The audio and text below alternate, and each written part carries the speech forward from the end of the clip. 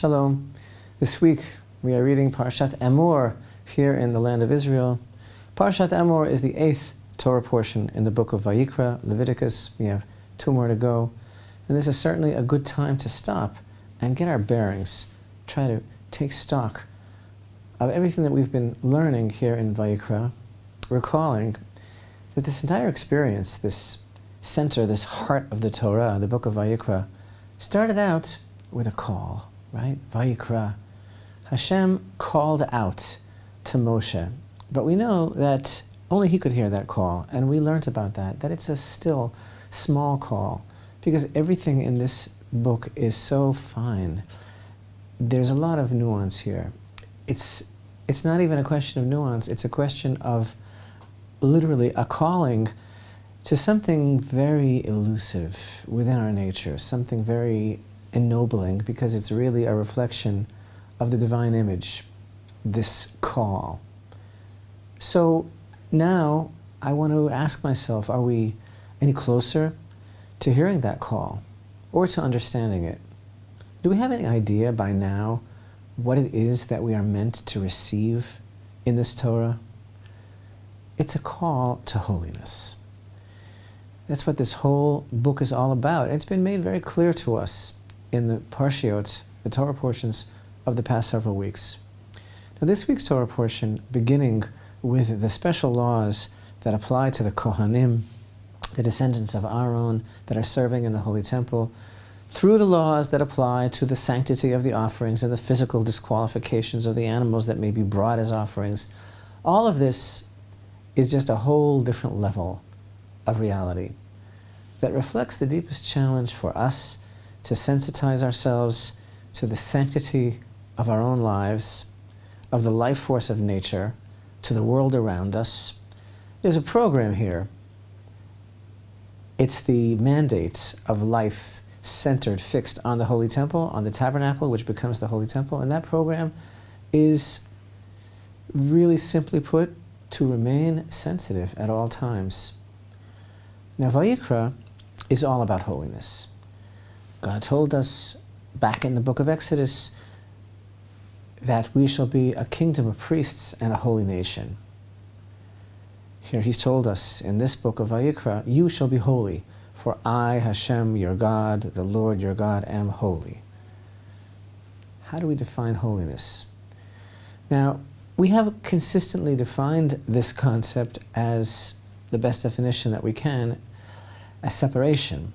And that when Hashem says to us, you shall be holy because I am holy, as if he's comparing our situations, as if you could do such a thing, well, all that we can say about God is that he's nothing like anything else, and he's in a completely different category, and he's separate. So he's telling us we also have to be separate.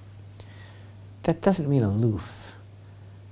It just means that we are striving to have a different consciousness and sensitivity all the time. We don't have the luxury of allowing ourselves to be swallowed up by the mundane until everything just becomes the same. But I think we could also define holiness by now, as we explored these Parshiot, in a new way. It's not only a state of a mental separation which leads to a heightened sensitivity. It's also about hope. It's about staying hopeful, sharp, focused on the possibilities of the ennoblement of humanity and the redemption of the world, all of which depend on mankind understanding that God is in our midst, and that there's a purpose to life. What If It All Means Something is the name of the 3rd album by Canadian singer-songwriter Chantal Kreviazuk, released in 2002. I couldn't have put it better myself. What if it all means something? What if every thought, word, and deed, every striving for better, every small act of self-control and empathy for others every relationship, every act of caring for this world and its preservation, every attempt to rise above the morass of pettiness, despair, and hopelessness that unfortunately characterizes at times our lives and the lives of so many countless nameless humans. Every precious moment we have on this earth, or as Chantal puts it, in this life, what if it all means something? Obviously it does, and obviously that's what the Torah, especially the book of Vayikra, is fixated on.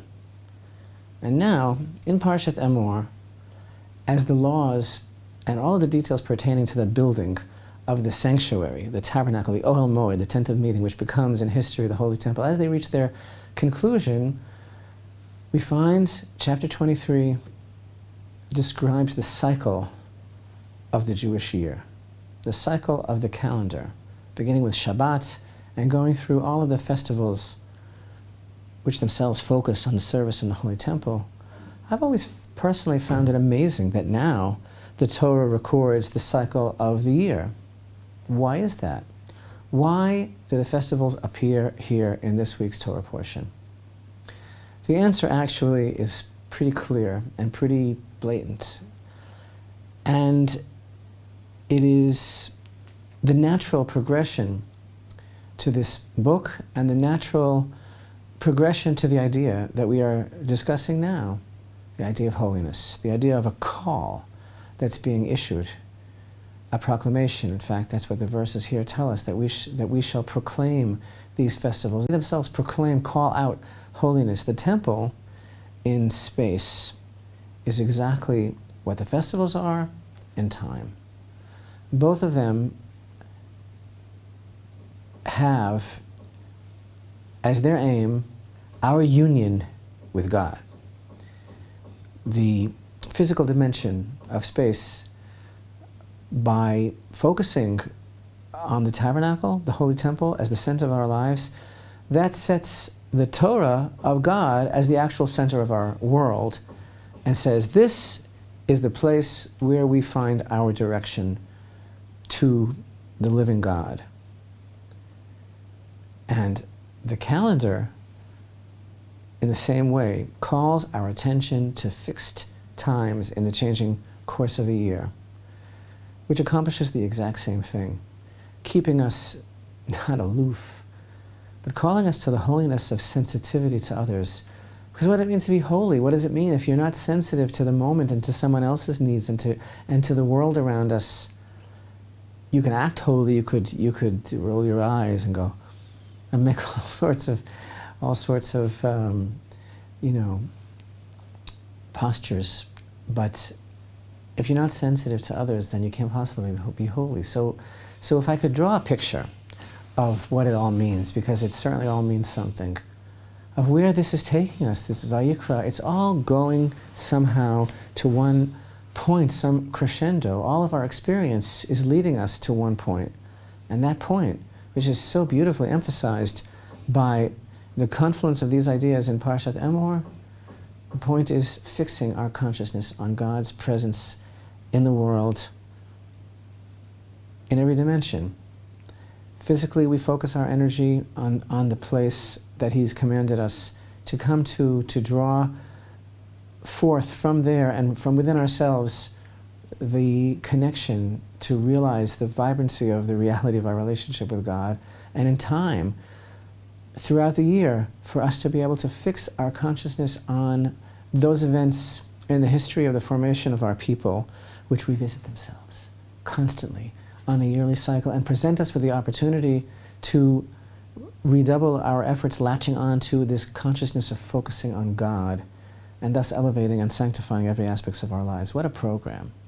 And indeed, this is the program of the book of Vayikra, the heart of the Torah, the entire experience that God gives us and invites us to. It's a program of remaining sensitive to the moment, to others, to the world around us, and to hear this fine call that was beckoning to us since the beginning of the book of Vayikra, the call to holiness, which means to imbue every aspect of our lives with the constant realization of the reality of God in our world, every day, in time, in space, in every aspect of our lives, with us all the time, the call to holiness.